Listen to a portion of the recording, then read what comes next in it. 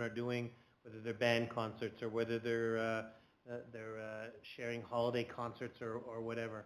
So kudos to all the work that our staff do, the children do, and it's a very, very busy time in schools. So thanks for all the work that people are doing with our children. We're going to move on to our first delegation, and I'm going to turn it over to Mr. Reid to introduce it. Yeah, so this evening we're welcoming to our public meeting Mr. Chris Gasperdi, who's one of our division principals. He runs our portfolio for our language programs here in the division, and I am just going to pull up. He is going to take us through our Ukrainian language program review.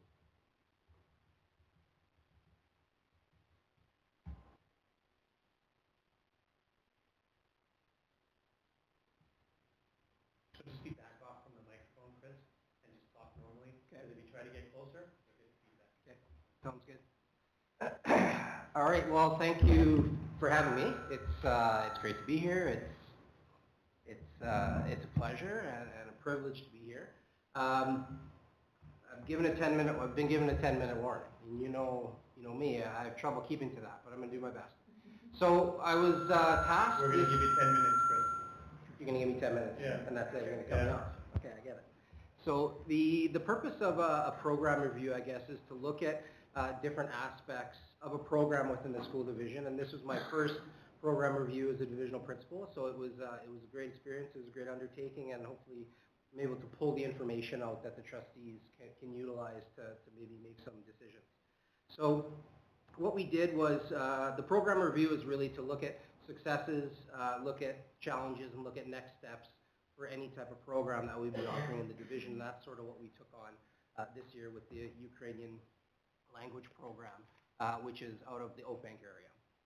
So just to give you a little bit of background around the provincial criteria around language programs, I'm not going to get into French immersion, I'm not going to get into any of those other programs, but when we look at a language program, it gets divided into two categories. One would be a bilingual heritage language, which would be approximately 38 to 50% of the day would be in that language. And then there's another category that is international language courses or indigenous language courses that would fall into a different category, which would be a lower amount of time throughout the day, which more schools would have in the province because those numbers are a little bit more accessible. So that's about 120 minutes, approximately 3 classes per cycle of that programming. So the reason I bring that up is because when we look at our schools in Oakbank, we have 2 schools, Oakbank Elementary, which is K-5 school, and Springfield Middle School, which is 6-8 school. And the Ukrainian language program is really designed to develop and get an understanding of a basic level of a language. Now, basic can fluctuate. I don't have a standard for that. A basic level to a language, and also emphasizes the cultural components, the collaboration with community to create that type of environment in a building. So that's sort of just the Coles Notes version of what that program would look like. Now, at Springfield, in the Springfield area, approximately 14% of the time at Oakbank Elementary is offered in Ukrainian, and approximately 4 periods per cycle, plus cultural experiences at Springfield Middle School. So that's the reason it is deemed, on the last slide, a language course instead of a bilingual heritage program, just so people are sort of aware of that. Now, what came up is a little bit of the trends. So there's some trends that have been happening in the Oakbank area around the program, and we just did last year and this year to give a little bit of a snippet, a snapshot, where if you look at the trends from 2024 to 2025, you'll see small trends from kindergarten in 2024 to grade 1 in 2025, so they're sort of on an angle there. You see an increase, and then you see slight decreases per year. So that has sort of come up in conversation with administration, with parents around the fluctuating pieces of the program. So that sort of brought in conversations around for some movement in transportation, Dugald as well, the Hazelridge area, and also really the Cooks Creek area because of the transfers for French immersion. So it's really outside of the Hazelridge area. So anywhere beyond Gillis, Gillis School in Tyndall, and anywhere beyond the Enola area would have an impact. So it would be any students outside of that global area would have a cost incurred because there wouldn't be buses that were already coming in. So I don't feel like that's a huge amount, but we don't know who would want to be in the program who are outside in those areas. Yeah. Anyone else? So Chris, from 24-25, we lost 25% of our kids. But our registration in has been pretty steady over the last 10 plus years as to where we are. What was the reason then? Do you know any insight that you could share with us why that 25% decrease?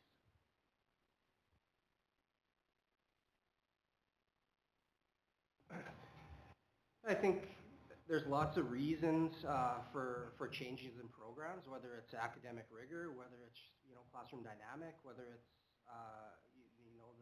the supports that's needed for students and parents choosing to move for whatever reason that is. There's lots of reasons why students move programs, and I felt it from being a French immersion administrator, and a lot of parents do have their reasons, and I do feel like the staff there, and there's a lot of new staff in the Ukraine program at Oak Bank that we've been actually meeting with in the last. I'm going to save you a little bit. There was one thing that stood out as to why that happened. No one piece. No, sorry, I was dancing around that a little bit.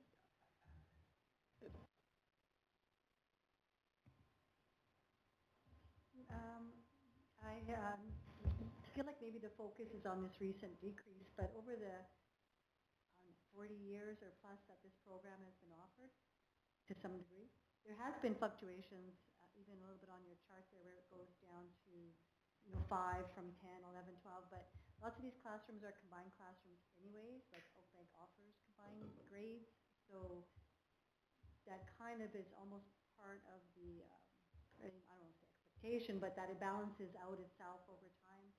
So, I mean, is this a particularly surprising drop that we should be worried about, or is it just? I wouldn't say to be worried about, for any program, for any year, especially when it's a kindergarten start, I feel like who's in the area and what's the population, because I have my experiences at other schools, and we've had years where we had zero enrollment, right? We had zero enrollment one year where another program had a lot more. So I think if we were to see that continuously decrease, you may have some alarm bells, but that's an anomaly, I think. 13 to 5, that's a big drop that I think is just maybe from that year. Yeah. Is there anything else for Chris? So thanks, Chris, for bringing this forward. It is something that, as we move through the budget process and take a look at it, again, I think that the board is very proud of the Ukrainian program that has been there. I think that that's why we've asked for a review, to get an understanding of it as to, how we can continue to support, and how do we, continue to make it a strong program as to where it is. We've had a little blip as to, kids not being there. The question we always want to ask is why, and then what are we doing to do to reinforce how our program is going. So thanks for that. Mr. Reid, did you want to add anything? No, just an additional thank you to Mr. Gasperdi and the work that he's put in speaking to the OPUE group in Oak Bank, and as well as getting some public feedback to round out the information for the report. So thanks, Chris. We appreciate it, and we know that you're going to stay around for the rest of the night for us, so thanks very much. Okay. Next part of our agenda is our public budget presentation. So I think that you're taking the floor, Jody. Well, it's great to see everybody, having an audience here for the first kickoff meeting of our budget presentation. So our budget process takes the course of several months, and this is the initial kickoff where it's really an opportunity for members of the public to provide feedback, considerations, things to think of.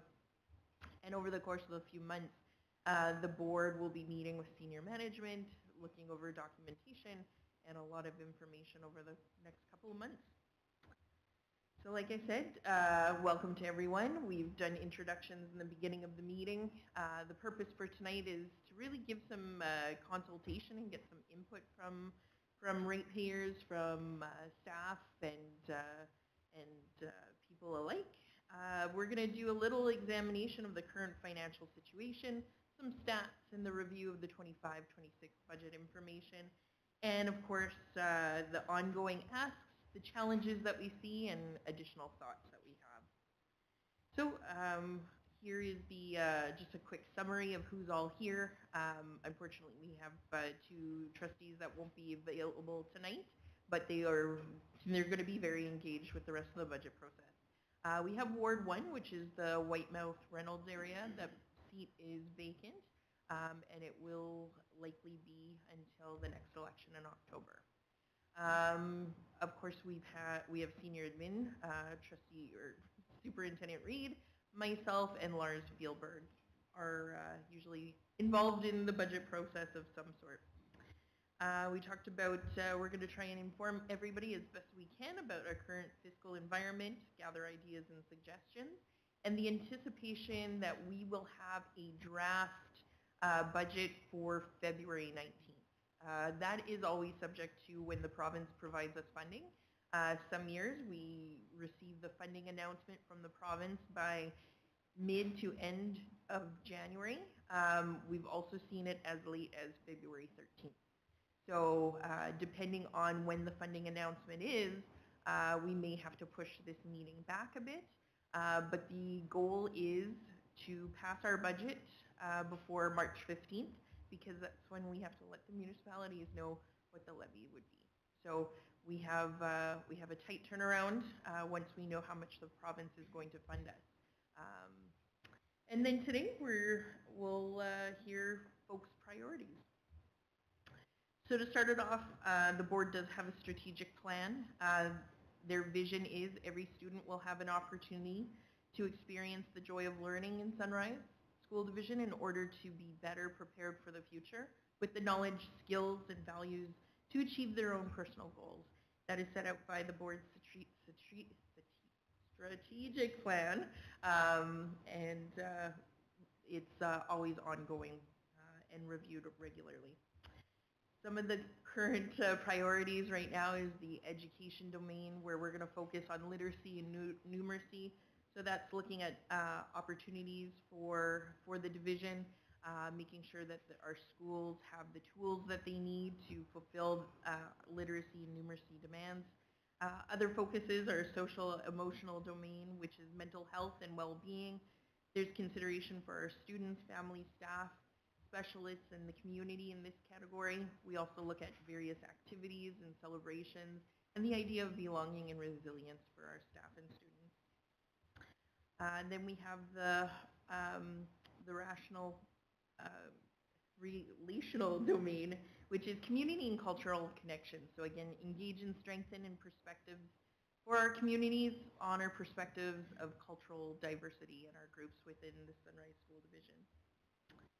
In those areas, we have also spending priorities. And again, numeracy and literacy is a priority. French immersion is another one.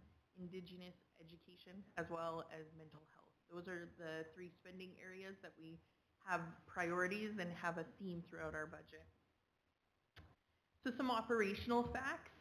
We have 4,801 full-time equivalent students. We take the budget and we fund 13 public schools. We have 6 colony schools and 4 adult learning centers. And the total square footage of buildings is about 860,000 square feet that we maintain. Operationally, we clean and make sure there's capital investment by lobbying the government for that. Our geographical area is one of the bigger school divisions. We have 7,180 square kilometers. In that area, we have at least 90 bus routes.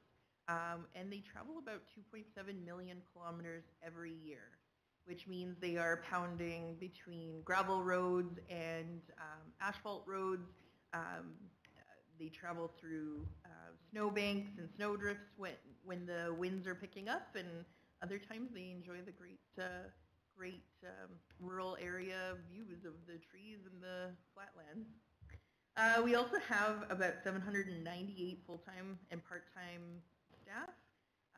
We have 797 casual employees.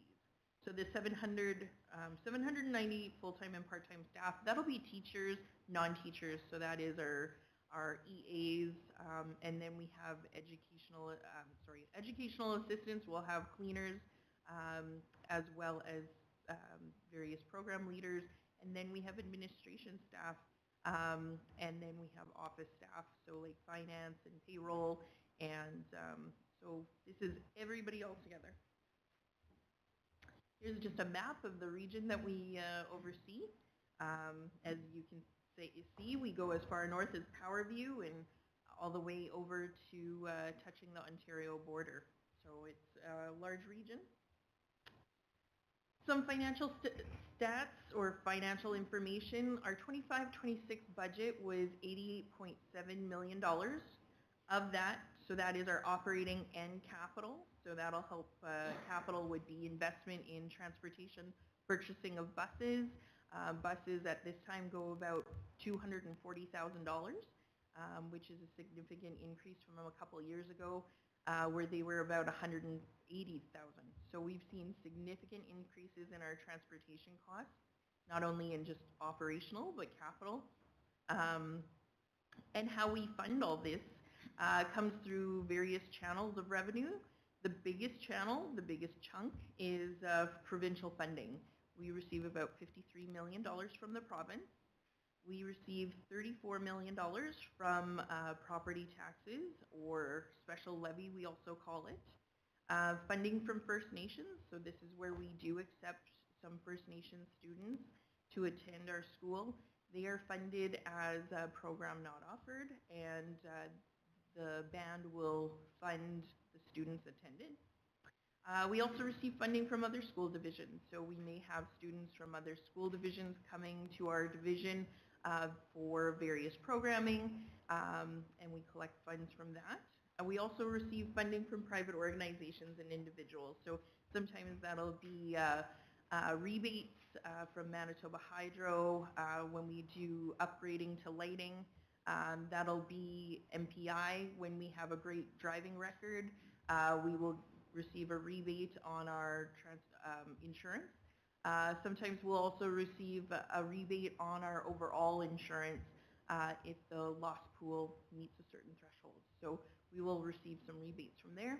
And then funding from other sources, sometimes that'll be just general donations, sometimes it'll be interest that we would receive from various savings accounts that we save and are able to put money into.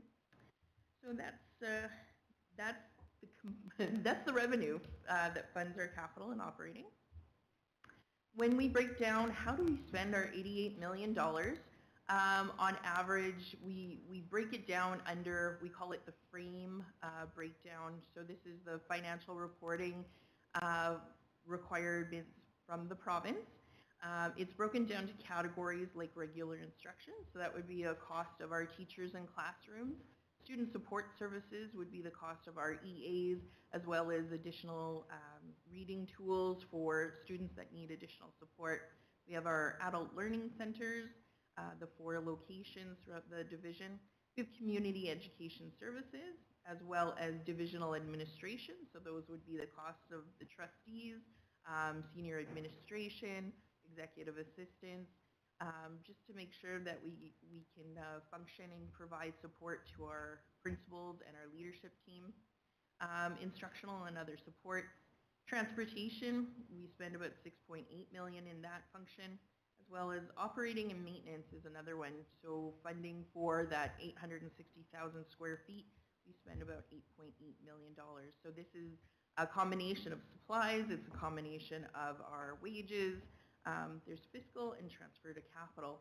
So in the next slide here, I have a breakdown of kind of how it's broken down to in salaries, the benefits for our employees, the various services.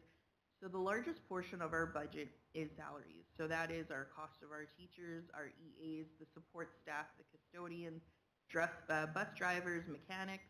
So 73% of our budget is salaries. Out of that, of course, there's the overhead benefits. That's your EI, CPP, and pension. Services is about 10% of our budget. This is costs where we outsource, so it might be snow clearing. Other things that we might have is our overheads for utilities. That's going to be out of there. So our water and sewer, hydro, that'll be in our services. Supplies, materials, and equipment, that's about 5%. That's probably our most flexible in description. So majority of our salaries and service, they're kind of fixed overheads. We need to keep the heat on in buildings. We need to keep the lights on. But out of our supplies and materials, there's about 5% of flexibility or discretionary spending is how I describe it. About 1% or $580,000 in our 25-26 budget was short-term loans and interest and bank charges. So in the months of June and July and August, that is our peak time when we use our line of credit, just because of the funding that we receive at the time from the province. We receive the least amount of funding, and that's around the time that we run out of funds that we would normally have from municipalities. So we actually have to dip into our long-term or our line of credit. The province doesn't allow us to build up a reserve beyond 3%. So 3% of, say, $88 million gives us just under $4 million. So to save up to have a cash flow assistance, we're actually limited as a school division. We're limited on how much money we can actually keep in our savings account.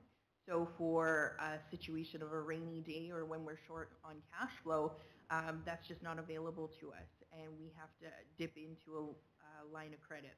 So we have to budget for that, and in the years that the interest rates were topping out at about 6.5%, the interest was getting very expensive for the school division. No matter what cost measures we were trying to find and renegotiating interest rates, we did the best that we can to mitigate that risk. But we do have to budget for that. Some years when the interest rates are favorable and much lower, this could be about $200,000. So in the forecast, we see that the interest rate will go down. So we do anticipate the future to look better in the next year's budget, but this was for 25-26. There is sometimes bad debt expenses, so sometimes we will not collect funds in the sense of when there's a school of choice or a student comes to our division. Some divisions don't pay for that student should they leave at an earlier time. So that's some costs that we have to consider. It's only $3,000 out of an $88 million budget, but it's something to be considered. And then transfers and capital, that again would be our cost for capital investment like buses and transfers to reserves for future budgeting for buses. So from there, we establish a budget, and then comes the decisions and conversations that trustees have with their residents and their schools, and they hear a lot of asks, and I think that's normal when you're in a position that you have to make a budget decision. So trustees and senior administration, we will hear requests for additional technology or replacement of technology in the classrooms. We have heard additional staff like EAs, custodians, secretaries, and teachers. We've heard requests for increased funding for out-of-school learning experiences, so increased funding for field trips to have students get exposed beyond the Sunrise boundaries. Increased to cover costs for sports and music and arts and science, and this list could be endless. Vocational education opportunities within Sunrise and more programming options at school has been an ask, as well as more funding for school-specific programs like esports, hockey, and football. There has been requests for shorter bus runs. The province says there's a mandate in the Public Schools Act that bus runs should not be longer than 1 hour, and there's some flexibility as best as we can. Of course, in the event that you're blocked or blocked by a train, that may be beyond that 1 hour.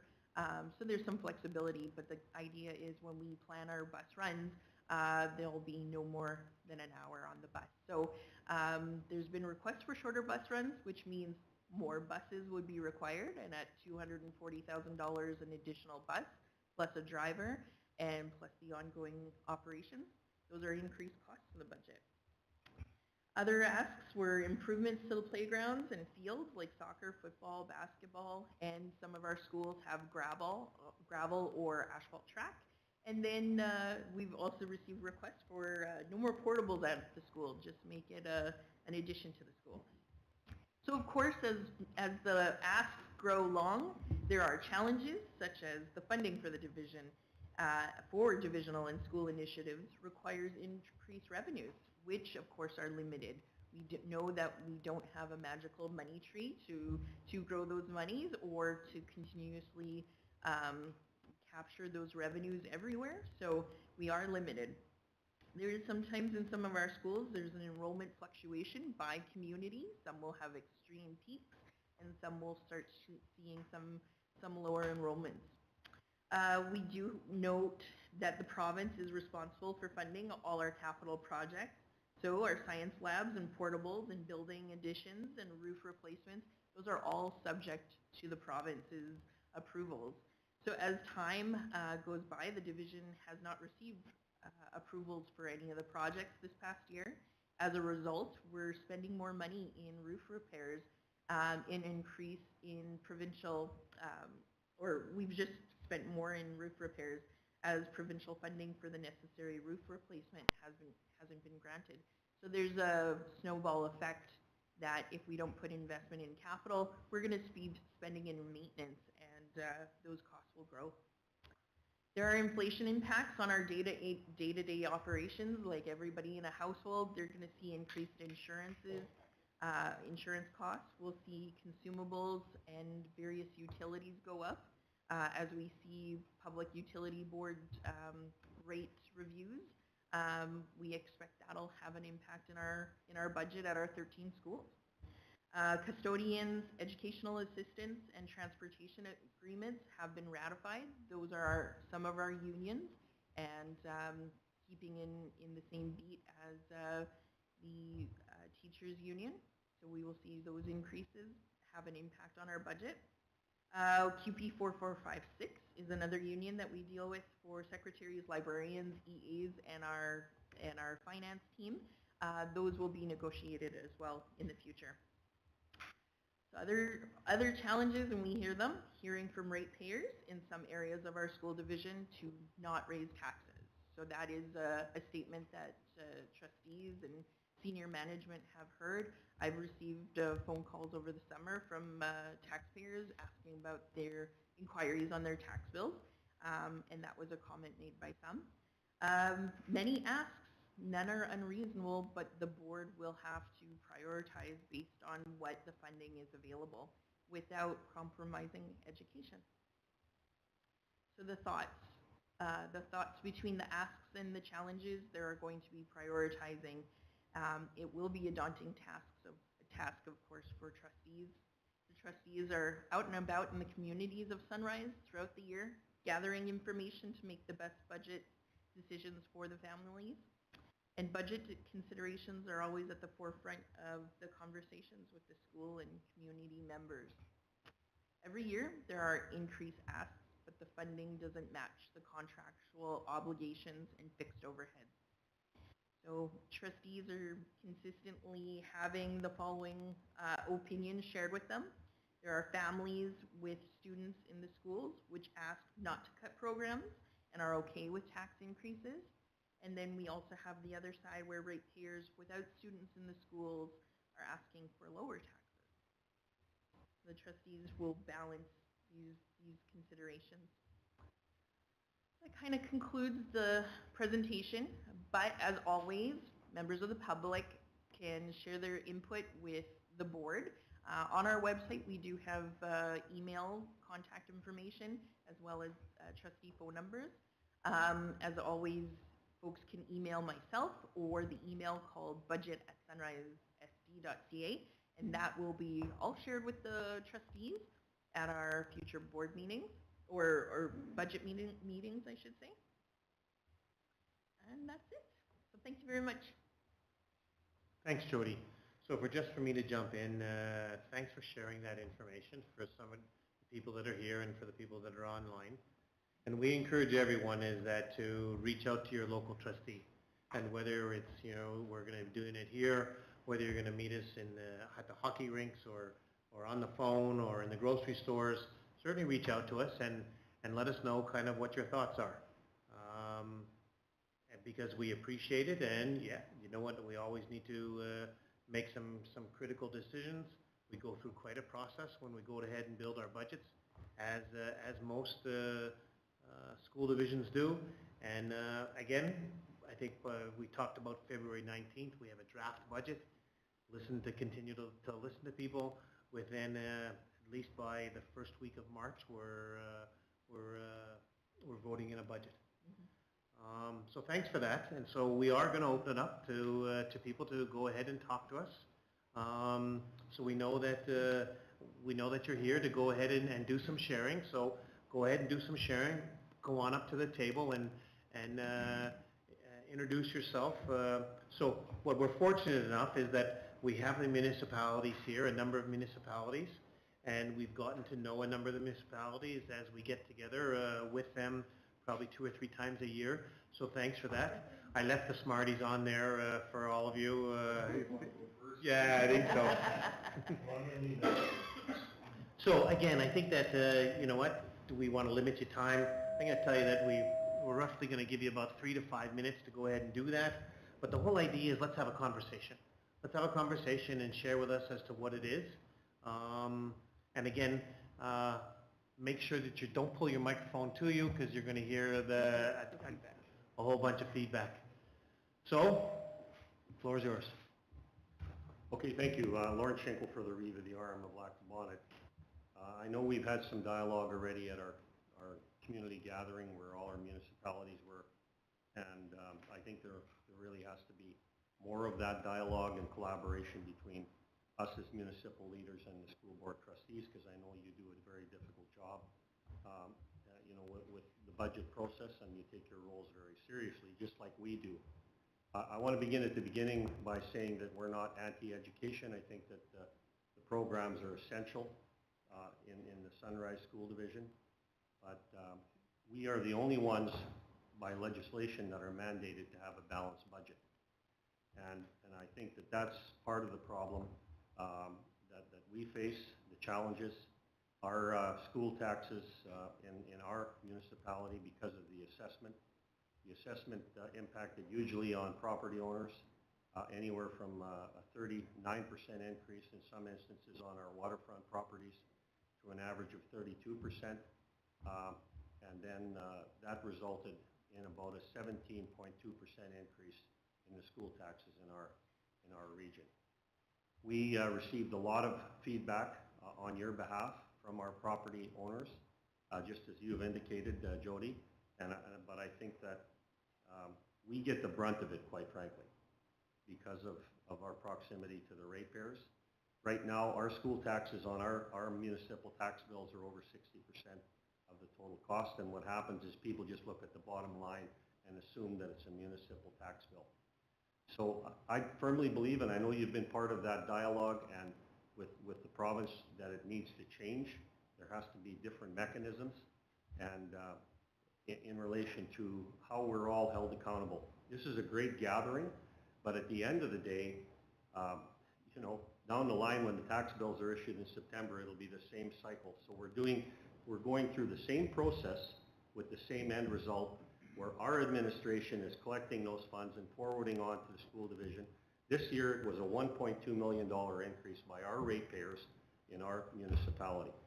That is a significant chunk of money, and we're getting questions, well, what do we get for that? What do our students get?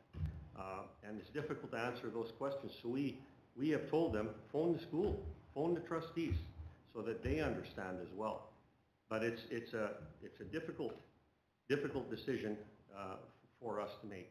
We've written to the minister to say there has to be a change because, frankly, I feel that the assessment process for the assessment of property taxes and the increases that we're facing is unsustainable, and it's unsustainable when we come to our taxes. I applaud you for lowering your mill rate, but when you compare that to the assessment increases, you've still garnered $1.2 million more from our residents in our municipality, and that's a significant increase. I've talked to the minister about this repeatedly, and at the end of the day, it becomes unsustainable for our property owners to continue to pay these types of taxes. We're in our budget cycle right now where we're looking to bring our mill rate down again, but there's only so much we can do. We have an appeal mechanism for our tax assessment process. This year we had a record number of people apply to appeal our tax increases on the municipal side. And we worked through that process with the assessment department that come there to basically justify why they have those increases. They can't do that with the school taxes.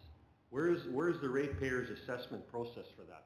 And furthermore, if we have people that don't pay the taxes, we still have to pay you out of our limited funds to the school taxes. So there's inequities in the processes here that need to be addressed by the province.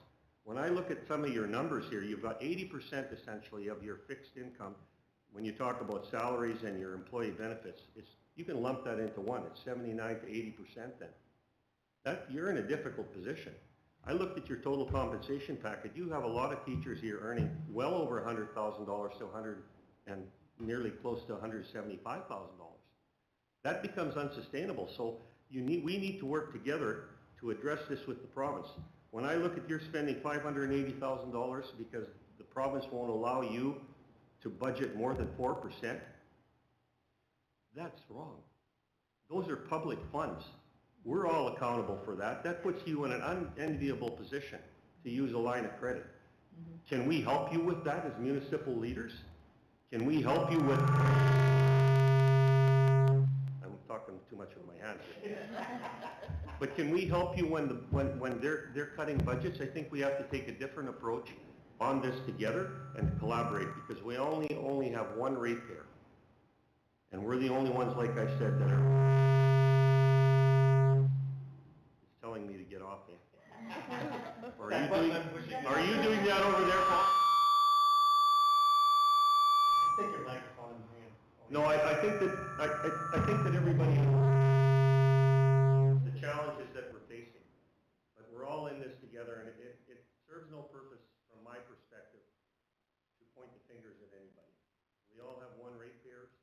We all deserve our kids and our grandkids to be properly educated because they're the future of our communities. It's just how do we do that in a fiscally responsible way where every penny counts too. We're facing the same budgetary constraints at the municipality. So I look forward to further dialogue. We've talked about reaching out to the board and, sit down and having a meaningful discussion council to the board again and come up with innovative ideas. And we have good relationships with the ministers, be it the Minister of Finance as well as the Minister of Municipal Relations, to work together on these issues to make changes that are progressive, not put up roadblocks for each other. That's all I have. I could go on, but I've created enough carbon dioxide already in the room, so I'm bad for that. So thanks for that.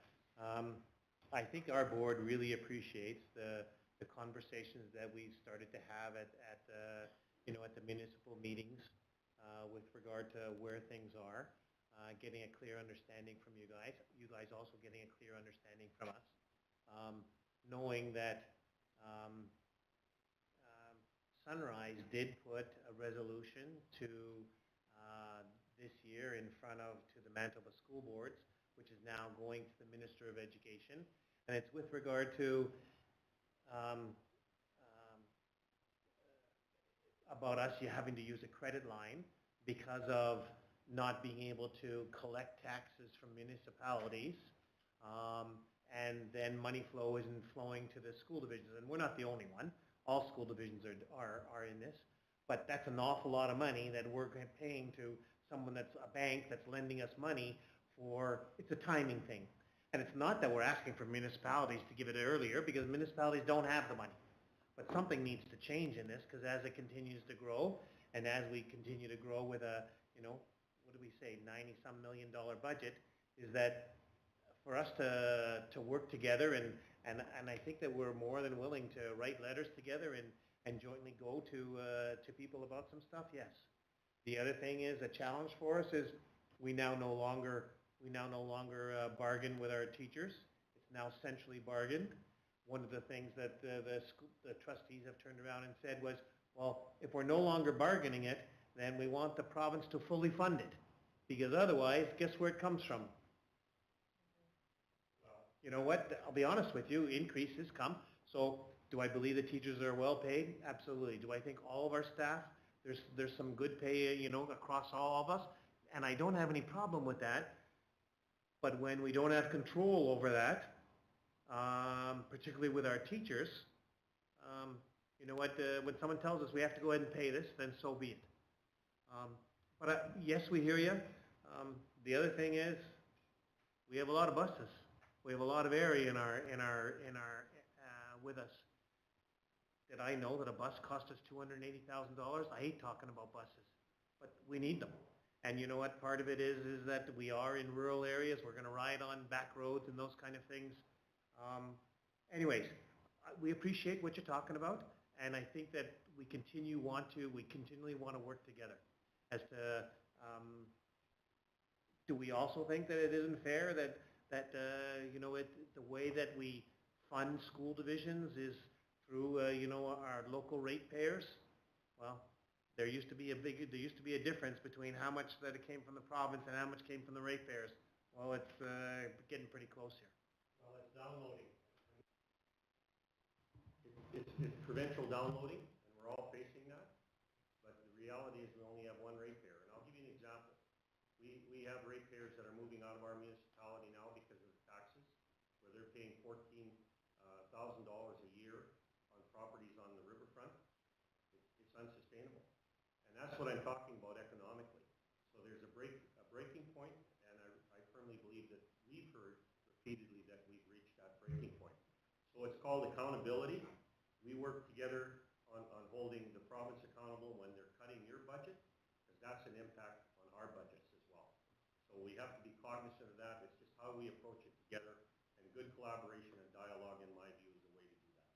So thank you all for the job that you do, and our door is always open for more collaboration, and I think we're going to reach out to you. I've talked to Councillor Kellendonk about this. We'll write a letter, we'll get something set up in the new year, and we'll continue the discussions, because these are very important to be had. Thank you.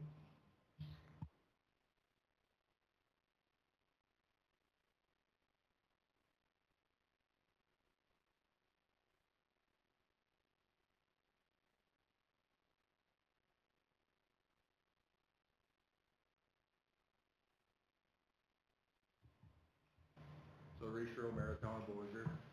Just to reiterate again what Lauren is saying again, we're all here to have good relationships and communication. But some of the stuff that we're dealing with on a municipal level is, again, the increases on assessments. We don't have the cottage country, but where we're really getting hit, and we had a pile of complaints this year, is on our businesses. Our business sector in Beausejour took just a licking on taxes. And when I sit there and we're looking at our year end, again, we've issued out all of our checks back to Sunrise on property taxes, and it's our highest that we have not collected ever in Beausejour history from what the realtor told me in the office. So now we're sitting here putting those dollars out without receiving, and that's not fair. Not fair in the game at all. We're now looking at a year end where we're looking at, we're in good shape financially, but we're having to pull from reserves, which we shouldn't have to be doing until we get those taxes collected. It should be, again, that partnership. If we don't get paid, we don't get paid either, unfortunately, because right now it's the most we've ever had. And again, it's because people are suffering. I mean, we know out there talking with ratepayers in our communities, it's the worst financial situation they've all been seeing.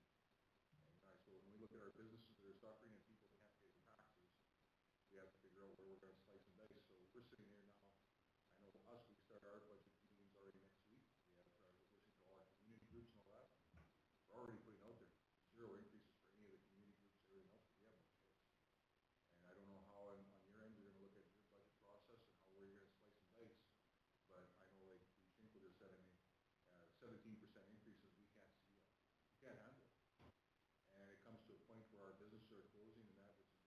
more economics, because now if we're finding out from assessments, those businesses are all closed, they're not worth as much money, so now they've left less. It's gonna impact everybody's mill rate to which way we're gonna get those finances coming into both facilities, both the town and the school division system. So I think really, it's probably, like I said to myself and my council, it's probably gonna be my toughest year of slicing and dicing that there's gonna be is this year, because the ratepayers just can't go anywhere.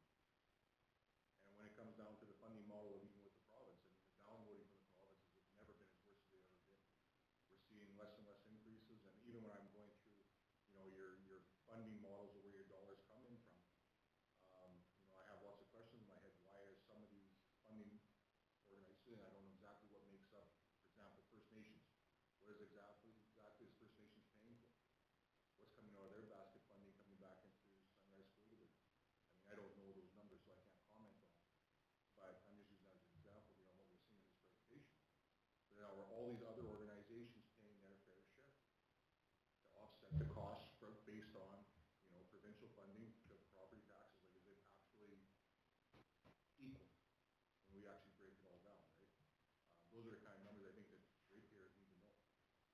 So again, on a town standpoint, again, we want to make good shared relationships, but there's things though that we do have to discuss, like for example, the bus garage. Town of Beausejour now, last year was our last year collecting taxes on the bus garage because of the, you know, you guys went to the Sunrise School Division, not only here, other municipalities, other school divisions, pardon me, went and got a court injunction that they don't have to pay taxes on those facilities. Well, now I look at our Sunrise School Division bus garage, we overtake the whole division. You know, we're actually putting in $500,000 into that road network because of all the damage to the roads, and we don't get $1 back in taxes on that facility anymore. So again, if we gotta have collaborative thoughts going back and forth equally, so we all discuss that, like between that building, the old bus garage, and some of the other facilities, we lost started with 64,000, 68,000 this year in tax revenue. But yet we're still having to fix everything. So again, I think those are discussions that have to happen before that door gets slammed, right? You know, again, we want to have good collaborative thoughts because as a community now, we're trying to figure out where we're going to slice down there. We still have to maintain that road so the buses can go in and out of our park. So good discussions, like Reeve Schinkel said. I think it's just a matter of how we collaborate and push with the province, because we have to figure out how we're going to get control of the downloading from the province and what's happening to all of us, because we can't. I know us, we're trying to keep it at 2.5% increase this year. Last year we were just under 3. We can't do 17%, 18% increases.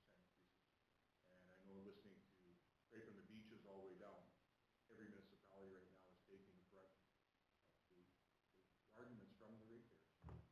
And we do all the administration, and we don't get no reimbursement for it. So I think it's some stuff that we have to collaborate together to the province in one unified question of how we're going to do this for long-term thinking. And I know even when I was talking with Robin at the last function, we had a great call. You know, how do we talk about expansion of schools? How do we talk about maintenance? How do we talk about roofs and all that stuff when there ain't no extra money? You know, some really heavy thought process. We all know what a budget's like, so we commend all these doing the same thing. We all know how hard it is, but at the end of the day, how are we going to solve all these problems? So I think on a ratepayer side and as a mayor side, I'm hoping that this board is able to slice and dice so that we don't see a 17% increase this year. Stuff like that. So thank you. Thanks for that. Cindy, you said you wanted to? Yes.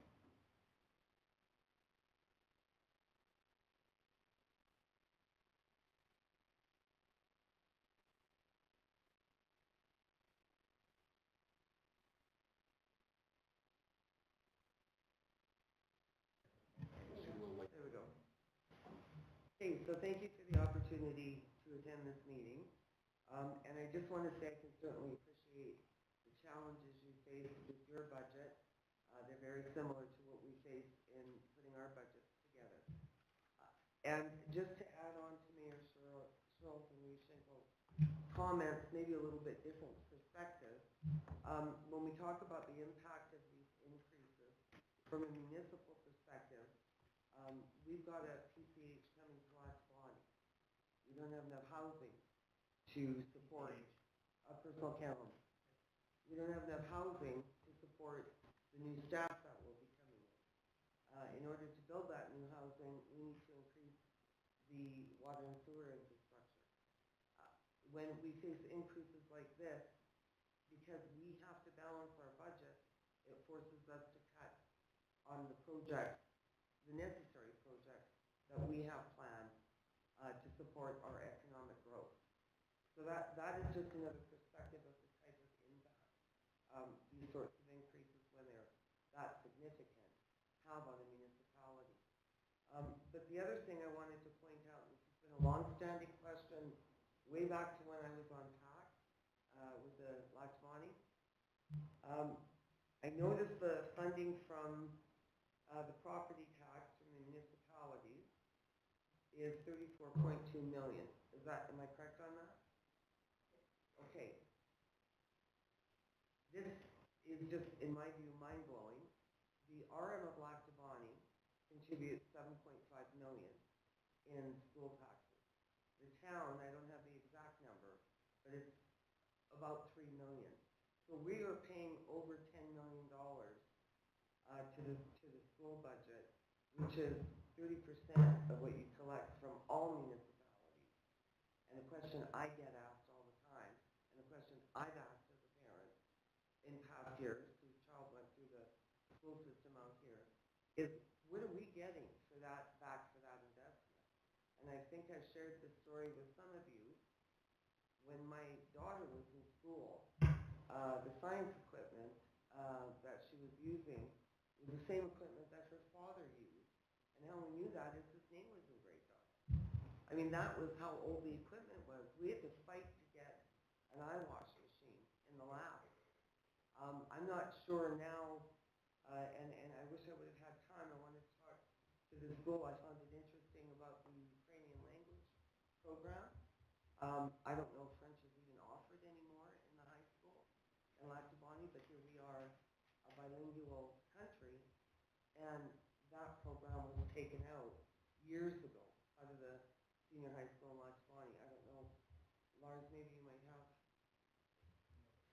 You're not sure? Okay. And you know, when kids are looking for job opportunities, French as a second language is often mandatory if you want a federal job. And here, we don't even teach it in our high school. You know, so the point I'm trying to make here is our community invests a lot into the school division. And I get it from parents all the time, and I agree with them as a parent.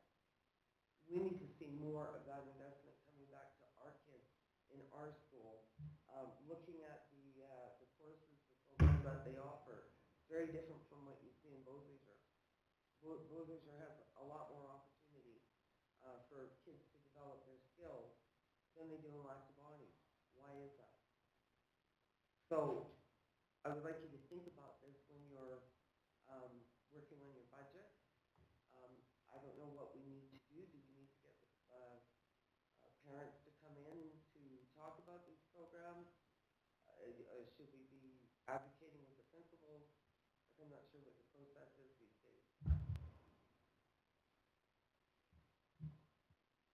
So Cindy, I think that we'd welcome people coming into our schools. So we welcome coming in so that you're getting to see what, you know, from our schools, you know, when you're asking what are you getting, I think that come into our schools and see what you're getting, or let's meet and let's tell you a little bit about what you're getting as to where things are. I think that the equipment that you'll see is probably there's probably some newer equipment that's in our schools, and there's some newer programs that are in our schools. But Trustee Wilson would, and I'm volunteering her to do this, but we would encourage and come into any of our schools and take a look as to see where things are. We encourage parents to come and talk to us certainly about, you know, if they don't have this or they don't have that. I think that our schools are fairly well resourced in our school division, and I think that part of it is that if we need to do a better job of sharing some of that information, then let's figure that out. But I think that there's lots of good things that are going on in our schools, and maybe it's just for us to do a better job of doing it with you guys, so that you can go ahead and see. And when you compare, you know, a school that's got 500 kids in a high school to a school that has 150 kids in the high school, yeah, there's going to be some differences. But I think that part of it is we're more than welcome to have you come on in and take a look at our schools as to what are some of the things that are going on. Because we believe, or certainly I'm going to say I believe, I think I speak for everybody, there's some really good things that are going on in our schools. And I hear you loud and clear. I hear it's coming from, and it's the same thing that I think that, you're hearing, that Ray and Lauren are hearing about it. Yep, we hear. And we always need to make sure that we're balancing, how do we keep up with the times and with the equipment that you're looking for? And how do we need to be responsible about what ratepayers can do and what they can't do? Fair enough.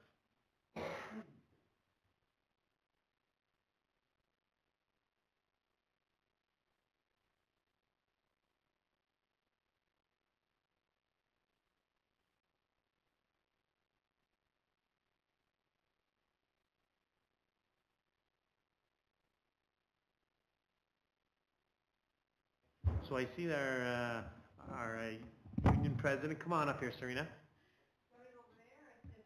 No, come right there, please.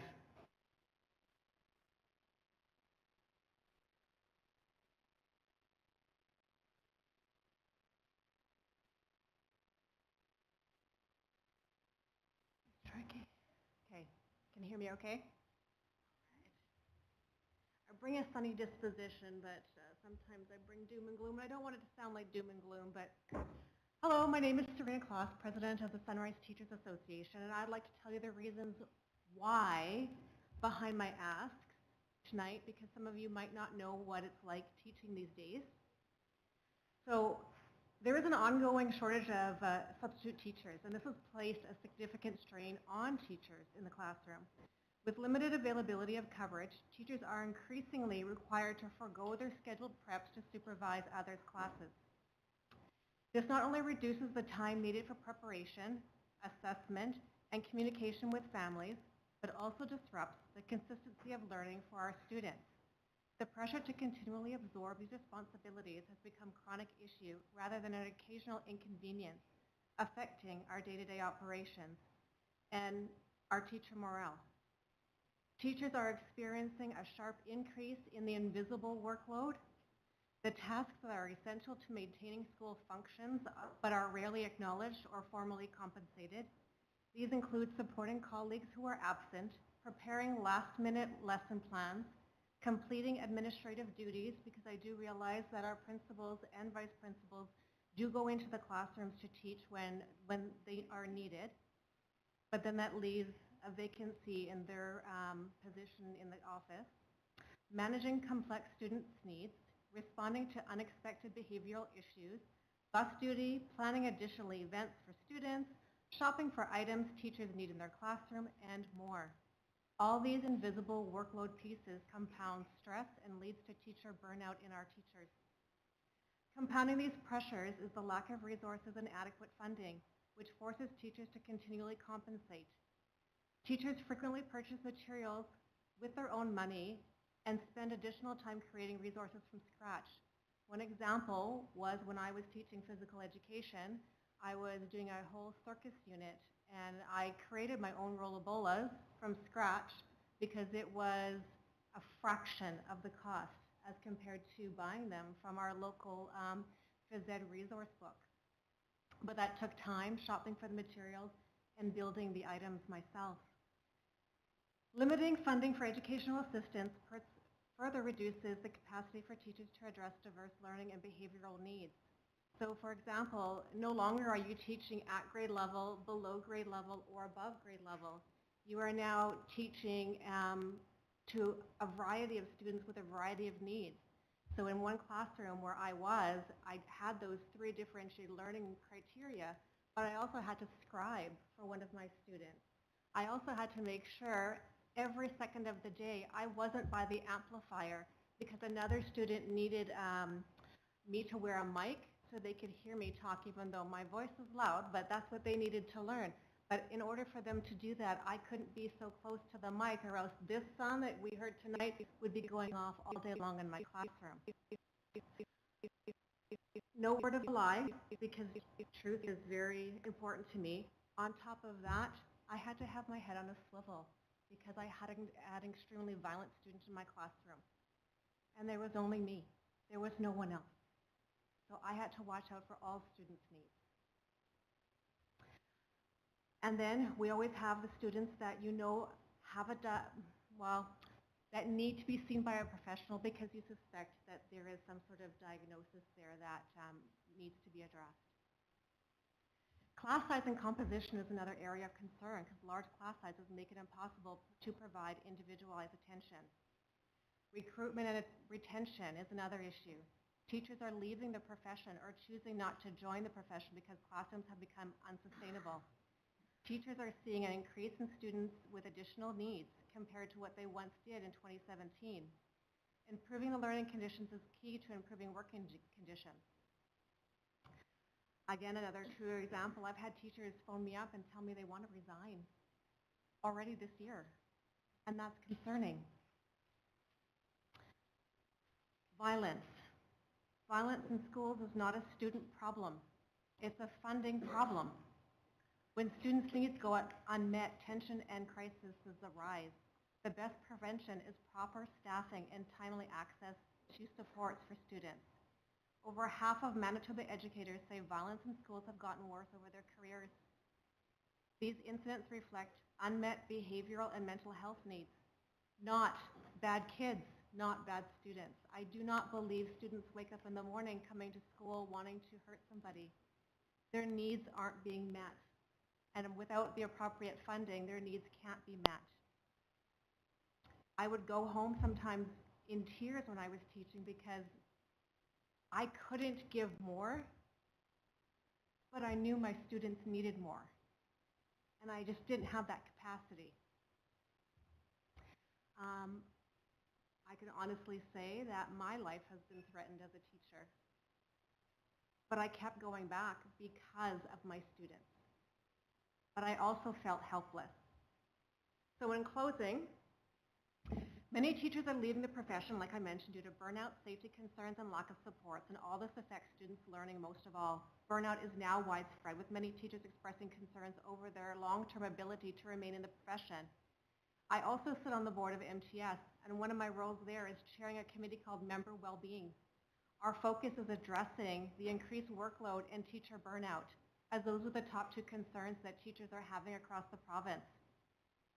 And I get it. I really do get it. You can only do so much with the money that you are given, and it is dependent on the amount that the government gives you. The other part does come from what we heard tonight, was the mill rates, and who wants their taxes to increase. And I am not saying we need to increase our mill rates, but Paul, you hit the nail on the head. The government needs to properly fund education. And I don't envy the job you all have to come up with a budget. But I am going to ask you before I leave tonight is to take into consideration when you're discussing the budget to increase the number of supports in our schools in terms of teachers and EAs, address violence if at all possible, talk about class size and composition, and most importantly, well, I shouldn't say most importantly, but another important aspect is recruitment and retention. So thank you all for allowing me to address you here tonight. Thanks, Serena. Appreciate it.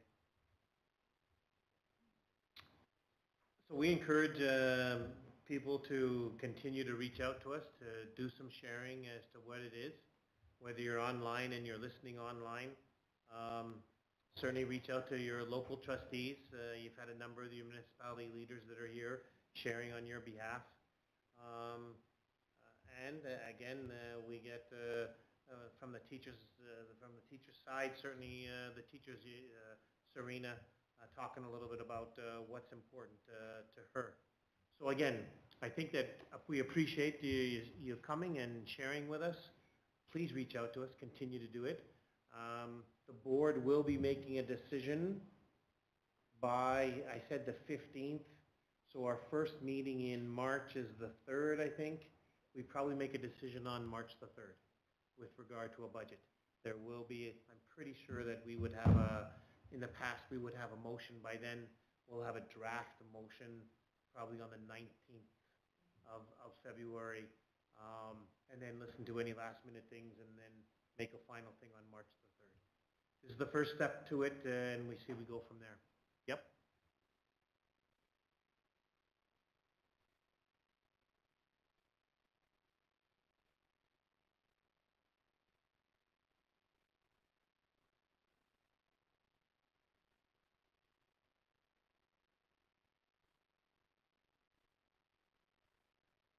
So the question came out from Lauren is about that if you're not aware, that Lauren asked is that from the presentation that Secretary Thiessen gave out tonight, could we go ahead and share it with our municipalities, for our municipalities, put it on their websites, and certainly being on ours? Absolutely. And again, I think that we appreciate the municipalities as we continue to work together for a number of different things. Yes, we want to go ahead and continue the dialogue as we move forward. So thanks for coming out tonight. Of course, you're more than welcome to stay to our meeting, which I know probably what your answer is. Yeah, I can understand that. But thanks very much, certainly, for coming out. And if you just drop that off to Jody, that'll be great. But thank you for it, and we appreciate it. We do need to move forward with our agenda, as we are going to be busy here for a little while. So safe ride home if you're leaving. Thanks very much. I know you're staying where you're going. I just teasing Serena. Thanks very much. We appreciate it, guys. Thank you. Serena, I'm just kidding you. Don't worry, we're going to talk about you, and it's public anyway, so everyone will hear it. So no, I'm just kidding you. Thanks very much. We are going to move forward, certainly with our minutes. So be it resolved that the board adopt the November 18th. Oh, I'm sorry. If you're listening online and you're saying, aren't you guys going to go ahead and talk about what was said? We're going to talk lots if you're online. We're going to talk lots teachers. We're going to talk lots municipalities.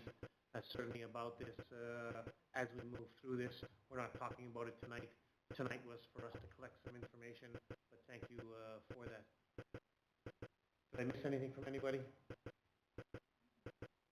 Okay. So our minutes from November 18th, be it resolved that the board adopt the November 18th board minutes. I need a mover and a seconder. Moved by Trustee Smith, seconded by Trustee Wilson. Any questions to those minutes? Hearing none, we'll vote.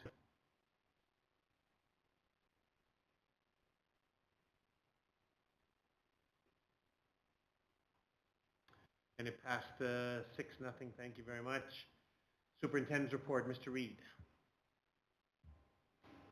I will start with a couple of items and some good news. As you can see, we recently had several of our volleyball teams who qualified and competed at provincial championships.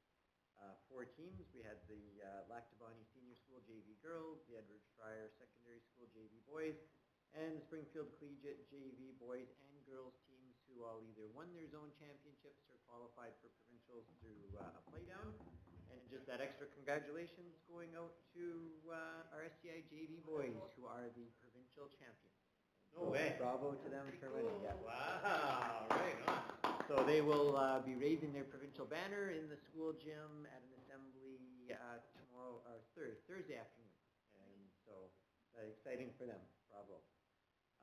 Also, congratulations going out to one of our volleyball coaches, and that's Lac du Bonny Senior School Educational Assistant Lee Valentonis. Mr. Valentonis was the MHSAA Manitoba High School Athletic Association Coach of the Month for the month of November.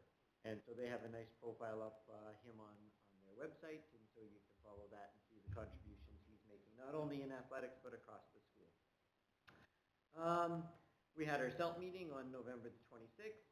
I've just included the topics there in the report. I won't go through them, but a comment should be made that in recent CELT meetings, we're just noticing a very high level of engagement and professionalism from our school administrators, who are making the most of their time to come together and learn with and from each other. And so our CELT group, just for those watching, is our Sunrise Education Leadership Team, which is our school principals and vice principals. So we also had our recent Sunrise Teachers Liaison meeting. It was an opportunity to continue with our strong relationship with our Sunrise Teachers Association. So a variety of topics that we came together to discuss, problem solve, and find common understanding on. So that's always time well spent with one of our groups. And just as was mentioned earlier, we are now entering winter concert season, so an invitation for all of our families, trustees, to get out and take in some of our student talents. Lots of hard work goes in, staff and students. And it should note that it is our last board meeting before the Christmas break. So just want to extend very sincere wishes to our students, our families, our staff, the trustees. Hope that you all get the opportunity to experience a safe and enjoyable holiday break. Thanks, Mr. Reid. Any questions for Mr. Reid? Okay. We have our board reporting schedule that's there, a reminder for information that and what we received, the Ukrainian program. Thanks again to Mr. Gasperdi for going ahead and doing that. Secretary Treasurer's report. Jody? I'll just make it short and sweet. You see the attached report. You can review it and ask me questions. I wish that was as simple as it is, but I don't know why my computer's acting up tonight. I'll just kind of add some additional information tonight, some updates. I had a very productive conversation with our maintenance manager in regards to our FCI project. I know I tried to provide as much detail as I could. So on page 3 is where I'm going to talk about it. FCI has, as you all know, since 2022 has been experiencing a lot of renovations, new roof, new wall replacement, and mechanical, which meant they get air conditioning and an upgraded boiler. Since then, we've had continuous issues with our mechanical system. We have been working with the mechanical trade over the course of the several years. We were fortunate last board meeting, I believe I reported that we were able to contact our Deputy Minister, Mona Pandy, in regards to the process and how long this has been taking for our school to see an outcome, that it was of a functioning system. So I'm happy to report yesterday we received a lot of action and traction from our project consultant from Cooper Rankin is our consultant, as well as Red Lake Construction, that is the general contractor. And we've had significant kind of breakthroughs on the project when it comes to what has taken place and how we got there. We've also received good feedback from the province in kind of steering us what avenues we should take and other contractors we can reach out to that they support. So it sounds, in the past we've put a lot of questions out there with not a lot of feedback and not a lot of response. And I would say since our last board meeting, we've received a lot of feedback, a lot of traction. We had a boiler. We have 3 boilers, and out of that, one of them is off warranty now in the period of time, and we do have to replace it. We will be happy to announce that before the end of December, we will have one of the 3 boilers replaced. So the function of the heating system will be at a full capacity, and the province has indicated they are going to support us with that replacement. So we're waiting on the funding letter, of course, but they have been supportive with any action we take.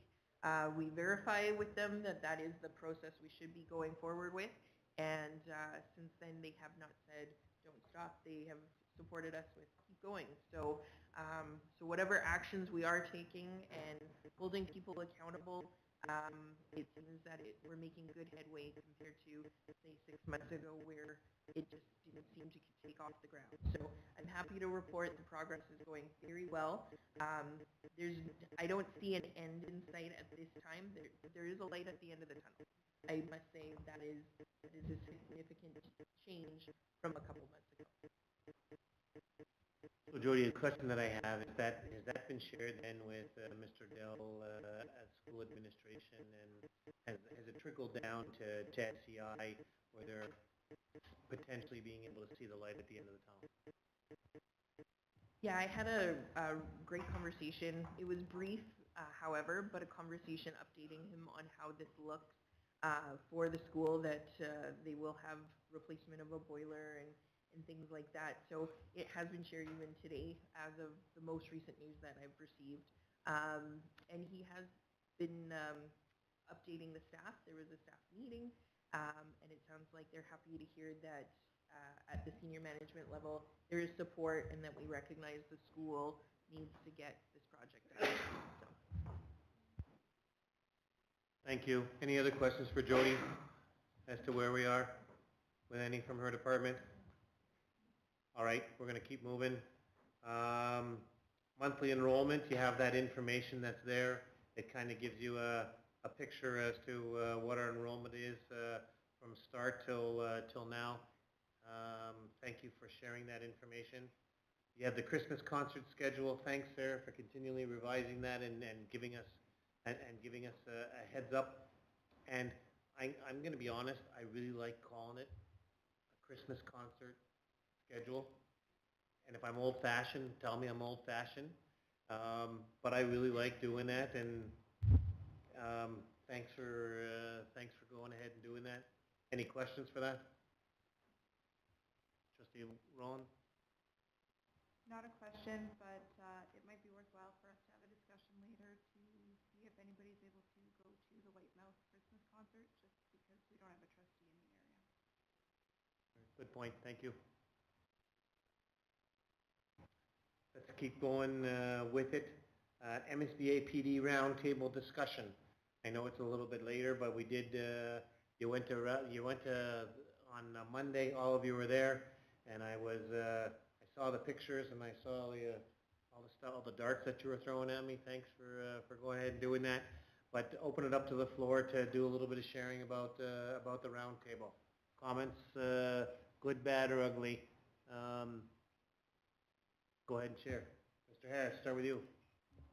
I always enjoy the opportunity to meet with in that kind of manner. There were 5 sessions throughout the day. My biggest takeaway was that in the upcoming elections this year, trustees and people who run for trustee need to account for themselves financially and fill in proper paperwork for the first time. So that'll be an interesting challenge. That we're limited, I think it was $7,500 that we can spend total, if I recollect the number. I'm going to find 7,500 friends each donate $1 to make that. So that was my biggest takeaway from the day. But there were some good sessions. And there was one that dragged on that shouldn't have, but that's the way it goes. So thank you. Donna, any comments?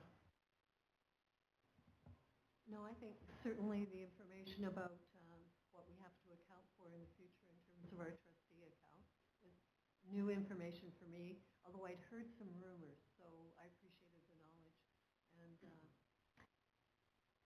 I like the round table. It's always good to meet other trustees and see a different perspective. Yeah, that's all. Thanks, Donna. Melissa? I would echo the sentiments of enjoying the roundtable and having opportunities to share. There was lots of information as far as our upcoming elections in October of 2026. I found it interesting to hear a little bit about the process that they followed with supporting the Right to Read document.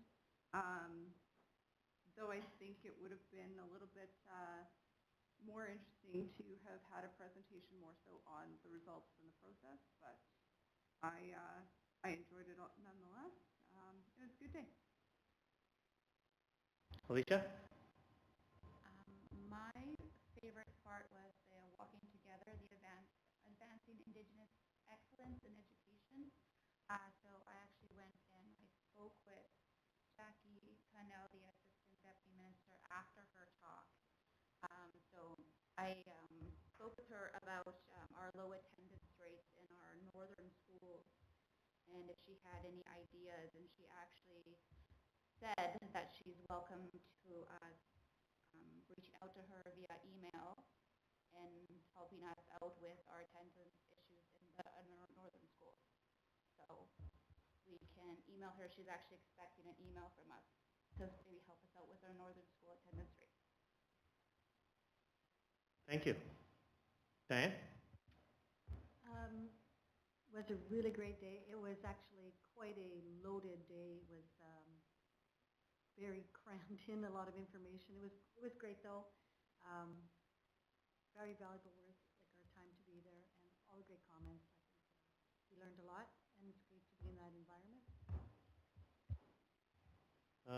Mr. Reid, did you want to add anything? Only just echo the comments, lots of good information, and of course, always nice to spend a day with the trustees. You know what, I didn't hear anybody say that you missed me, so I guess that, you know what, it didn't really matter, so I got it.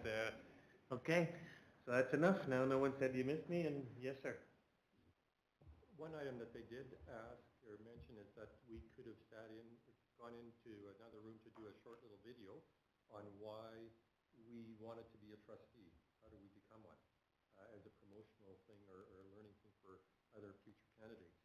I'm not sure if that's something as a board we would want to do as a little group thing or not, but we talked about engaging with the public and so on, and that's one way that they were doing it. I should have asked at the end of the day how many people actually took them up on that throughout the day to do that. That would have been interesting to know. So Paul, if you can find that out for the future, there's some homework for you. Yeah, so I've had to being part of the executive, I've had to do one of those videos, so we'll see how that goes. But I like the idea about us potentially doing it as a group and sitting around and doing something. So let's talk about that and bring something forward, because there hasn't been anybody doing that from my understanding as a group. My understanding is that it's all individual trustees about going ahead and doing that. So something to think about for sure. Yep. Anyone else want to comment? MSBA? Okay, we'll move on. Accumulated surplus. This is you, Jody, and we have a motion to it. So how about if I put the motion on the floor and then you could speak to it? So be it resolved that the board approve the funds from the accumulated surplus up to the limit of $277,090 transferred to the bus reserve for the purchase of a bus. Need a mover and a seconder. Moved by trustee Wilson, seconded by trustee Rowan. Okay, so it's on the floor. All yours, Jody. Great, thank you. So yeah, the accumulated surplus under the Public Schools Act, we're capped at 4% of our regular operating expenses. So that results in, if we base it on the 25-26 budget, and the plan is we spend it all, we should be allowed to have in our accumulated surplus about $3.8 million. Or sorry, $3.5 million total allowed in our accumulated surplus. Based on the 24-25 audited financial statements, we were sitting at a total accumulated surplus of $3.8 million. So we exceed that 4% allowable cap. So there is excess surplus of $277,000. There is no restrictions for us to move that into a reserve. Some of our reserves do have certain caps to them when we were allowed to set them up several years ago. Some are dating back to 15 or 20 years ago. But we are seeing there's no cap for our transportation reserve. And we do see that there's always a continuous need out of that one. Recognizing that we can transfer those funds into the transportation reserve, and shared with the Finance Committee, and the Finance Committee agreed this would be a good idea, knowing that we will have to tap into our transportation reserve. So the recommendation is to move the money from accumulated surplus into our transportation reserve. Any questions? Okay, hearing none, we'll vote.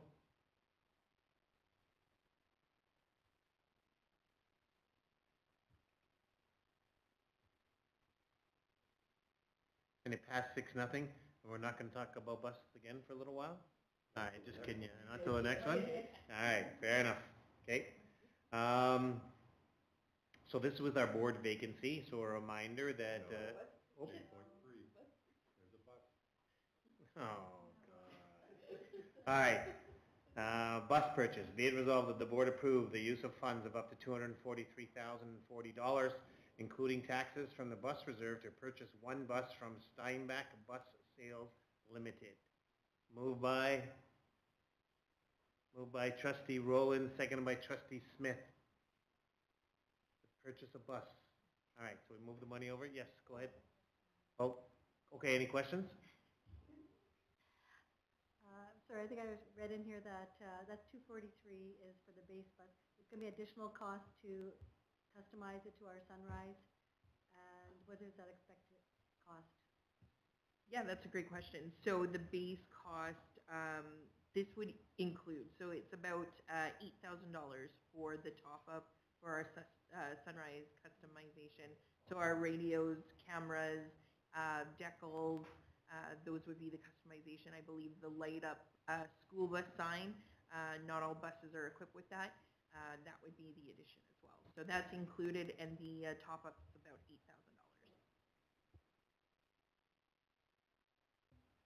I noticed a bus with that light-up sign today, driving in the dark. It's amazing. Any other questions? About purchasing a bus? So that bus is sitting there waiting for us to give them a check. I can clarify that there is a few buses on the lot, and this works out favorable for us at this time. Any others? Okay, hearing none, we'll vote.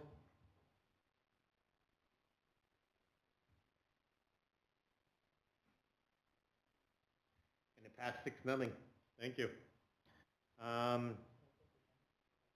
we're done about buses? Perfect. Okay, so board vacancy, a reminder that trustee Nicol resigned his seat. And the question is that between now and under the Public Schools Act, it's up to boards can make a decision that if we're within under a year, my understanding, is that whether to go ahead and have a by-election.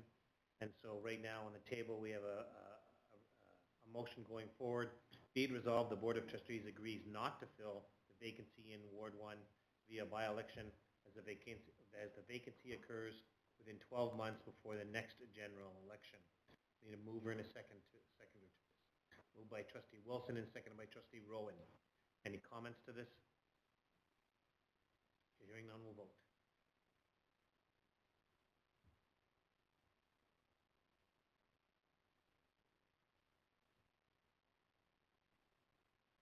It passed 6-0. So I think, Melissa, thanks for the comment that you made earlier. Certainly it will be part of our responsibility is that to continue to provide services and get to schools, get to the school in Whitemouth or the activities in Whitemouth as there is no designated trustee.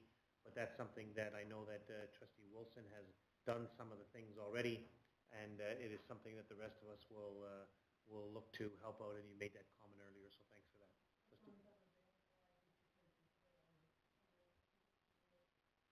Okay, so thanks, trustee Wilson. If you can go to the Whitemouth Christmas concert, I think that was brought up. We appreciate that. Thank you.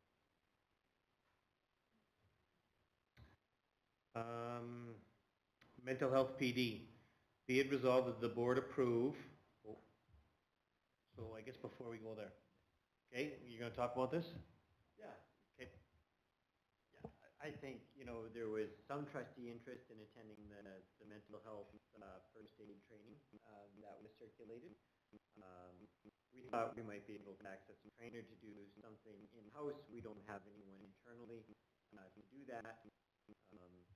So it's just a matter of, do trustees want to attend this training? And, how many making the motion to potentially support it? So, round table? So round table, people that are interested, or do you want to talk before that? Okay, 1, 2. Are you interested, Diane? Okay. Are you interested? Robin? Okay, so I think that right now we've got two people that are interested in going.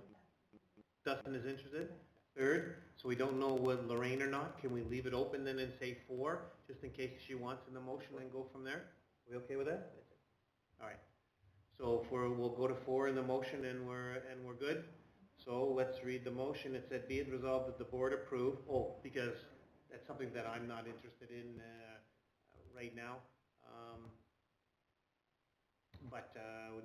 So be it resolved that the board approve up to 4 trustees to attend the mental health first aid virtual PD cost at $300 plus GST per person. We good with that, Sarah? Yes, ma'am. I need mover and seconder. Moved by trustee Rowan and seconded by trustee Smith. Go ahead, trustee Smith, question? I had a question because it has to be the virtual one because there's the other one that I gave Trevor to look into just today. It's a different training. So right now the motion on the floor is for the 5 different sessions that are there. The motion is talking about the 5 sessions that have the mental health first aid training. If you want to bring up something different, then bring it back to the board to take a look at it. But right now the board is approving this mental health first aid training. If you have something different and a synopsis of something different, bring it forward, and then the board will vote on that. Okay, so again, bring that information forward and we'll go to there. Fair enough for everyone here? Okay, did we vote already? Okay, so all those in favor? Sorry? We can vote electronically. Okay.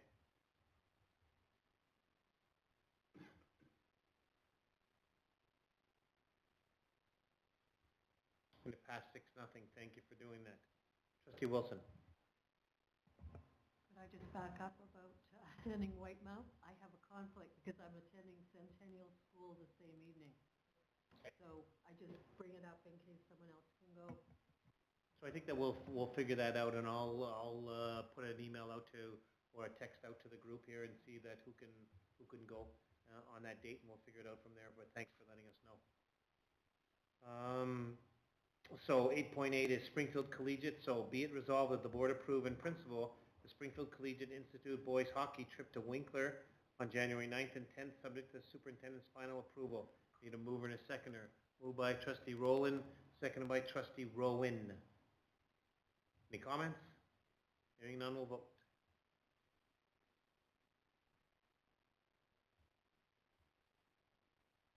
Thank you for that. It passed 6-0. And then we're in our committee reports and recommendations. Policy Committee. Trustee Rowan, is there anything from the Policy Committee you want to share? Yeah, thanks, Paul. At the MSBA PD Day, we heard about a number of bills that passed in 2025. Bill 16 talked about enabling First Nations residents to vote and run as candidates in school board elections. Bill 18 speaks to supporting immersion programs in Indigenous languages. Bill 39 introduced new campaign financing requirements for school board elections, and Bill 40 talks about modernizing outdated provisions, reinforcing civic observances, and promoting reconciliation through land and treaty acknowledgements. As a committee, we will be looking at how any of these bills will affect our policies or procedures here at Sunrise. Policy Committee members can expect to have information on this in our packages for the January 8th meeting. Thank you. Any comments or questions for Trustee Rowan? Okay, thanks for that information and thanks for that sharing.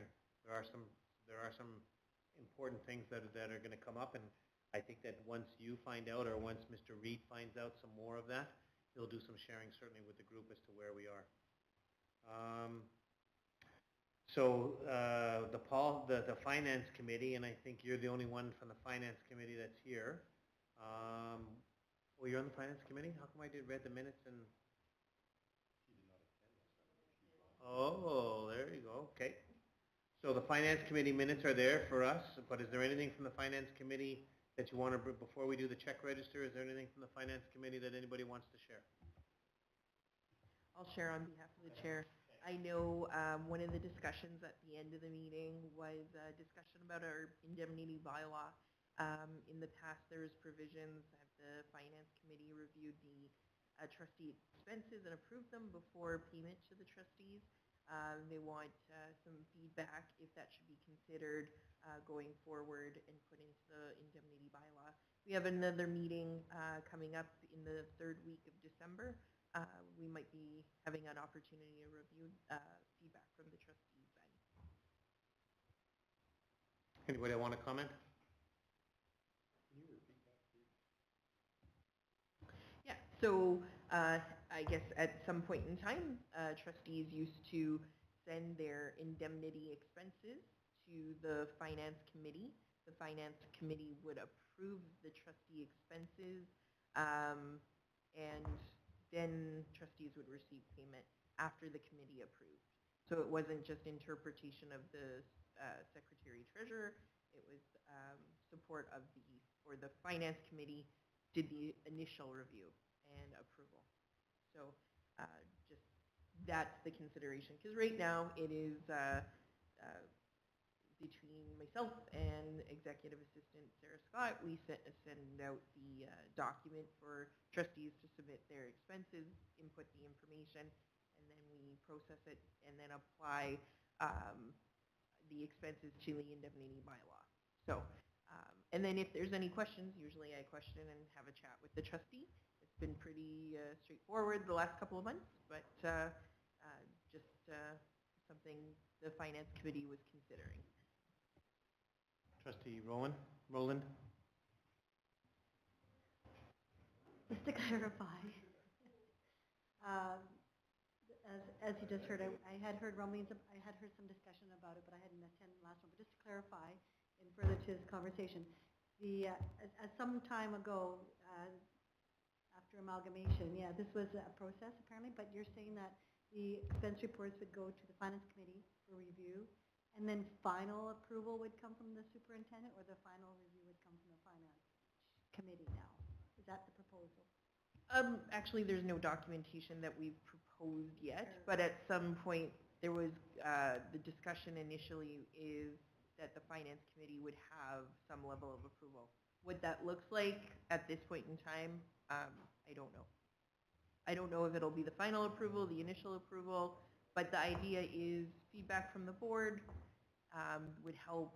You know, if the board members of the board say no, then Finance Committee wouldn't consider. If members of the board says yes, that's a good idea, we could put in words together in the indemnity bylaw for individuals to consider at the next board meeting. Trustee Rowan? So I was there for that conversation, and some of the discussion that came up talked about the difficult position that we're putting Jody in when she has to come back and talk to us about some of our expenses, because we should be holding ourselves accountable versus one of the employees. The other part to it too was a discussion piece around the fact that we have Jody and Sarah that are looking at this, but they're not always at all of the things that we're at to then be able to say, yes, you were there, or no, you were not there. So this way, a lot of times when we go to things, we go as more than one trustee. So this way, there's some accountability in that regard as well. Thank you for that. Anyone else want to comment? So I guess that if that was a conversation, that's great. From my own opinion, it's kind of getting into the weeds.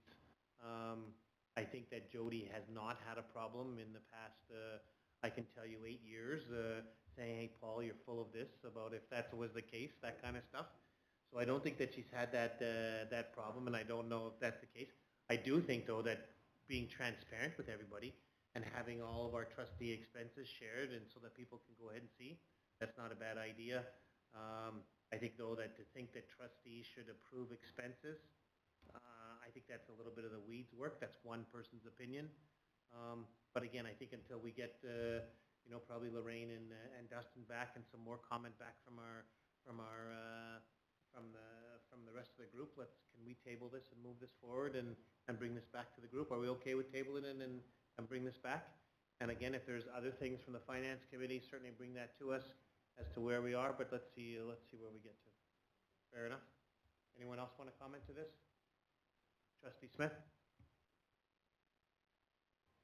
I'm on the same thing as Paul. I don't like the idea of the finance team doing it. I think it's a Jody thing. I don't like the idea of that. And I'm sometimes late doing mine, so if I don't have it in time for your meeting, then I don't get paid. Like I'm sometimes late. That's what I'm worried about. So I don't think that it's a late thing, as from what I'm hearing from the finance group. I think that it's a more of should trustees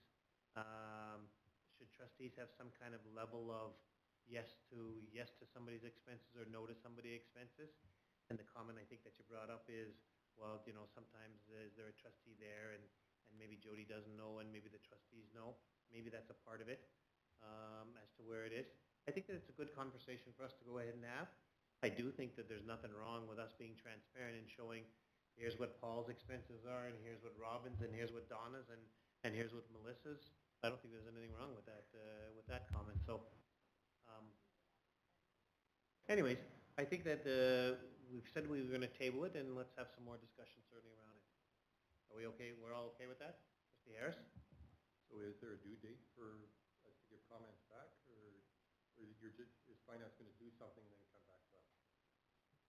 I think the idea was there was going to be wording drafted for the indemnity bylaw that we could share with the board.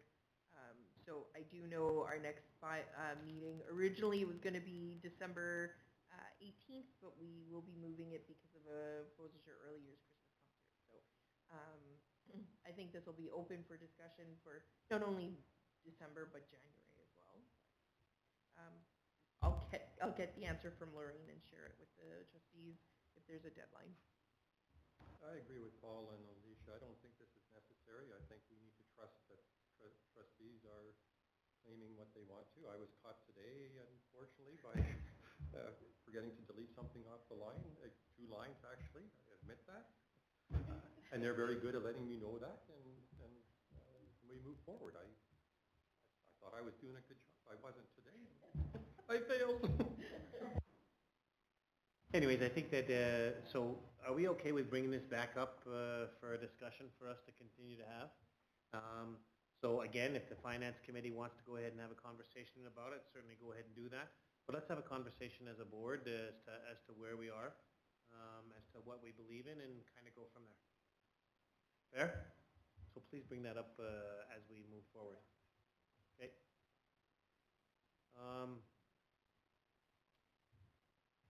Check register, I think that's there. Be it resolved, this is 8:13, be it resolved that the board receive the October 2025 check register with a total amount of checks issued at $5,205,144.40, reviewed on November 20th by the Finance Committee for information as submitted. Moved by Trustee Rowland, seconded by Trustee Rowan. All right. Once I look at your names and I spell it out with articulation, then it works pretty good. Thank you. Any other comments? All right. We'll vote.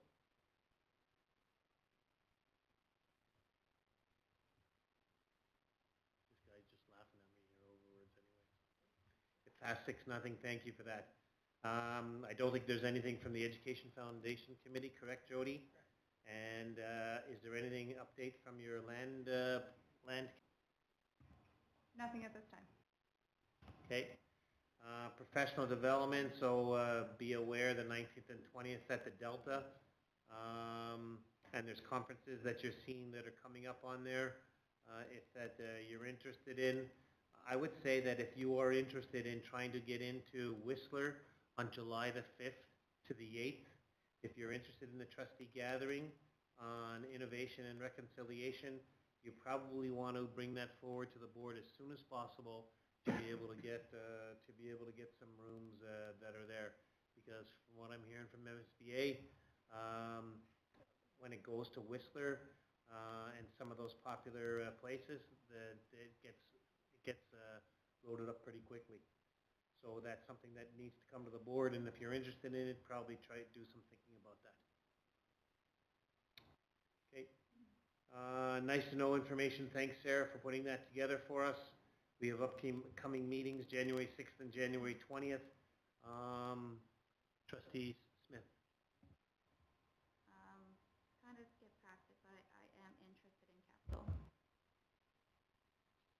So you would then bring some information, bring a request and get it on the board agenda for you to go, and then we'll decide as a group as to the process for it. Okay. Trustee Harris. So in terms of the capsule and the CSBA, I think we typically have sent a couple of people to CSBA, maybe a couple to capsule in the past. If there is urgency to reserve rooms, and we know we're going to send a couple, maybe not know who, perhaps we should be reserving those rooms now? No? For the conference or for the hotel? So at MSBA last week, they did mention, I forget the gentleman's name, who talks about Alan, that there were deadlines in January or whenever it was. So we can't do anything before that. Is that what you're saying? Yeah, so they don't, when we looked at the calendar, the schedule, I think our next board meeting is January 6th, that registration isn't open then. We still have some time later. I think registration was January 22nd, if I recall. So that's when registration, and I took it that registration as well as the hotel is open at the same time. So right now they're not. In that case, then, for our first meeting in January, trustees should come prepared to want to give their name forward as to which events they would like to attend, so that as soon as registration opens, Sarah, who's on the ball anyway, would be the first one in line and have stuff booked for us. So. Pretty smooth, Sarah, who's on the ball. There you go. You got brownie points there. There you go. All right. Thanks very much for that. And thanks for sharing that with us. Jody, are there any questions from the public? Well, we are in luck tonight because we do. We have questions from the public. We have questions from a Don Nickel from White Mouse. He has asked 2 questions. He gave us the privilege of giving me the heads up that he's going to ask these questions and sent them. So the 2 questions, and I'll kind of summarize for tonight, was after the incident in Winnipeg in Darwin School, how safe are our schools in Sunrise? He's very aware that we're not going to get into great detail, so to prevent any compromising of our safety at the schools, but have we had any chance to review safety policies, and what are we considering, and if not, when are we considering to do so, is the first question.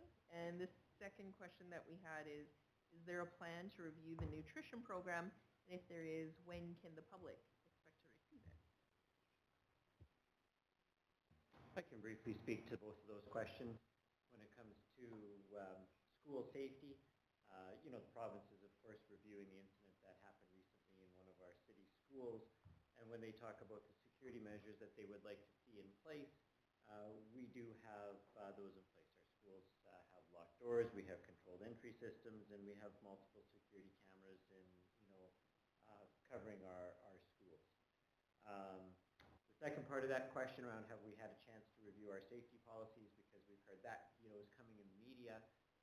We actually got our first information as a school division today at 4:30 from the minister's office on what that is potentially looking like, with a follow-up phone call with superintendents and the minister's office on Thursday morning. So yes, we will comply with the safety review, but we're getting more information on that on Thursday morning. And then as to the second question on the University Accessible Nutrition Program, we report to the province on the University Accessible Nutrition Programs. However, that report is limited to the types of programs we offer in school and the number of students that are accessing province asked us to report on. Beyond that, the province actually has not provided any additional criteria in terms to measure, the success of the program. And so if it makes it onto a future agenda-setting meeting, we can bring back that provincial report to share with the board and the public. But that would be the reporting that we're responsible for related to the University Accessible Nutrition Program. Thanks, Mr. Reid, and thanks, Jody, for those questions and for us to be able to answer them. And hopefully we've answered them to the satisfactory of the person to Don Nickel that asked it. We need to move back into in-camera, but I believe that we do not have any kind of other motions coming out of in-camera? No motions coming? Okay. So we do have to go back to in-camera. I think we're going to be there for a bit. Do we need a motion to extend our meeting past the 9:30? Is our in-camera included in that, in case we need it? Otherwise, we have to come back. I don't want to have to come back. So, does anybody want to make a motion to extend our meeting past 9:30? Trustee Smith, a motion to extend it for how long? 30 minutes. 30 minutes? Up to 30 minutes. Up to 30 minutes, thank you. Up to 30 minutes, are you good with that motion, up to 30 minutes? We need a seconder. Trustee Rowland, all right. So we're going to do this by hand. All those in favor? All right, we're done.